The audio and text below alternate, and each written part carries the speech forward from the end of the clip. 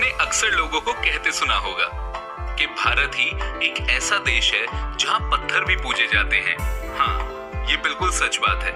और मैं पत्थर की बनी सिर्फ सुंदर मूर्तियों की नहीं, बल्कि बिना किसी खास कारीगरी के प्राकृतिक रूप से मिलने वाले उस पत्थर की बात कर रहा हूँ, जिसे कभी ना कभी आपने भी जरूर देखा होगा। शायद उन पंडित जी के पास जो सत्यनारायण पूजा के लिए एक छोटे से काले पत्थर को साथ लेकर आते हैं और पूजा के समय उसे विष्णु भगवान की मूर्ति के पास रखते हैं। इस पत्थर को शालिग्राम के नाम से जाना जाता है।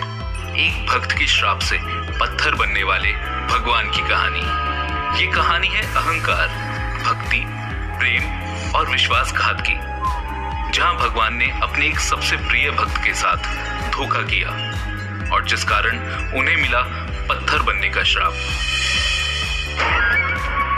एक समय जलंधर नाम का एक पराक्रमी राक्षस था, जो देवों के देव महादेव भगवान शिव का अंश था और समुद्र से उत्पन्न हुआ था।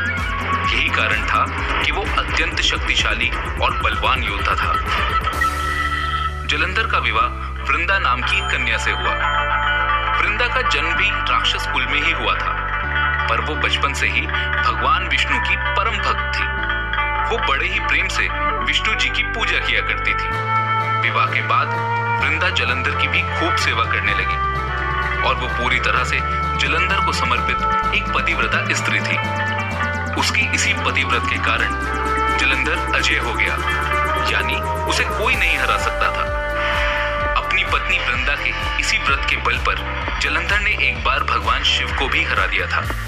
इसीलिए अपने अजय होने पर उसे इतना अभिमान हो गया कि वो स्वर्ग के सारे देवताओं को लगातार परेशान करने लगा और एक दिन इसी अभिमान में उसने देवताओं को युद्ध के लिए ललकारा।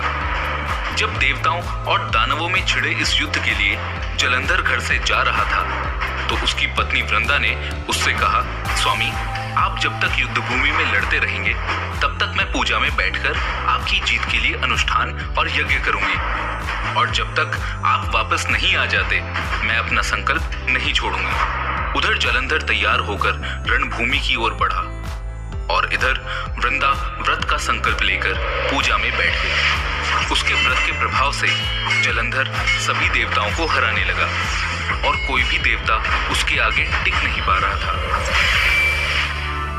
तब सभी देवता भगवान विष्णु से मदद की गुहार लगाने उनके पास पहुंचे। देवताओं ने भगवान विष्णु से कहा, भगवान, आप ही हमारी रक्षा कर सकते हैं। जलंधर का आतंक चरम पर है।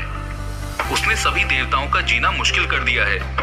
अगर आप किसी तरह से उसकी पत्नी वृंदा का संकल्प तोड़ दें, तभी उसे हराया जा सकता है। ये बात सुनकर विष्णु भगवान ने देवताओं से कहा, वृंदा मेरी परम भक्त है और उस जैसी भक्त के साथ मैं कभी कोई धोखा, कोई छल नहीं कर सकता। इस पर देवताओं ने विष्णु जी से कहा, भगवान, वृंदा जैसी पतिव्रता स्त्री के व्रत के प्रभाव के कारण ही आज जलंधर हम सबको हरा रहा है। वृंदा का व्रत तोड़ने के सिवाय हमारे पास और कोई दूसरा उपाय नहीं है। कृपया हमारी शीघ्र मदद कीजिए, वरना वो दानव जलंधर हम सबको मार डालेगा। उधर भगवान विष्णु पर अटूट विश्वास करने वाली उनकी प्रिय भक्त वृंदा पूजा अनुष्ठान में लगी थी। वो बेचारी तो इस बात से अनजान थी कि उसके प्रिय भगवान विष्णु खुद उसके पति को हराने की नीति बना रहे हैं। देवताओं को जलंधर के हाथों हारता देख भगवान विष्णु ने वृंदा का व्रत तोड़ने का निर्णय लिया। विष्णु जी जलंधर का रूप धारण करके वृंदा के महल में पहुंच गए। जैसे ही वृंदा ने महल में अपने पति को देखा तो वो तुरंत पूजा से उठकर खड़ी हो गई और उसने दौड़ते हुए जाकर अपने पति के चरण छू लिए। वो इस बात से अनजान थी कि उसके पति के रूप में ये भगवान विष्णु हैं। जैसे ही वृंदा का संकल्प टूटा, जलंधर की शक्ति क्षीण हो गई और युद्ध में देवताओं ने उसे मार गिराया और उसका सर काटकर उसके धड़ से अलग कर दिया। जलंधर का वो कटा हुआ सर उसी क्षण वृंदा के महल में आकर गिरा। अपने पति जलंधर का सर अपने आंगन में कटा हुआ देख वृंदा को ये समझने में बिल्कुल भी देरी नहीं लगी कि उसके साथ धोखा हुआ है। उसने रोते हुए सामने खड़े विष्णु जी से पूछा, कौन हो आप जिसे अपना स्वामी समझकर मैंने स्पर्श कर लिया है? तब भगवान विष्णु तुरंत अपने रूप में आ गए। वृंदा के सबसे प्रिय भगवान, जिनकी उसने बचपन से पूजा की थी, जिन पर उसे सबसे ज्यादा विश्वास था, जिनके नाम का संकल्प लेकर वो आज तक हर परेशानी को पार करती आई थी, उन भगवान विष्णु को अपने साथ छल करते देख वो बेहद दुखी हो गई। उसे बहुत गुस्सा आया और गुस्से में उसने भगवान विष्णु को श्राप दे दिया। जैसे आज मेरे पति के शरीर में प्राण नहीं है, मैं तुम्हें भी श्राप देती हूँ कि तुम्हारे शरीर से भी प्राण निकल जाए और तुम पत्थर के बन जाओ।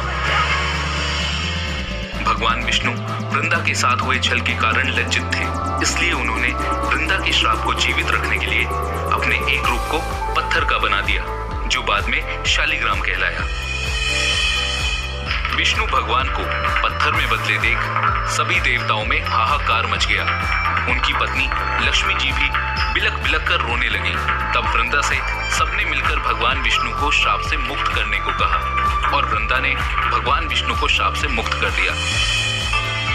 इसके बाद वृंदा ने अपने पति का कटा हुआ सर उठाया और उसकी चिता की अग्नि में कूदकर खुद भी सती हो गई।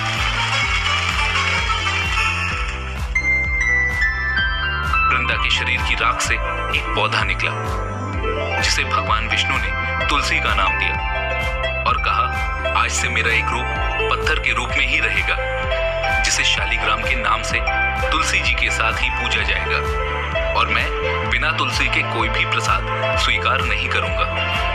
तब से सभी लोग तुलसी जी की पूजा करने लगे और कार्तिक मास की देवउठनी एकादशी को शालिग्राम के साथ तुलसी का विवाह भी मनाया जाने लगा, ताकि उनका पतिव्रत हमेशा कायम रहे। वृंदा, जिसके गुणों ने हमेशा उसके पति को विजय दिलाई, वो आज भी तुलसी के रूप में एक औषधि का काम करती है और घर घर में लोगों को अनेकों रोगों और परेशानियों से मुक्ति दिलाती है।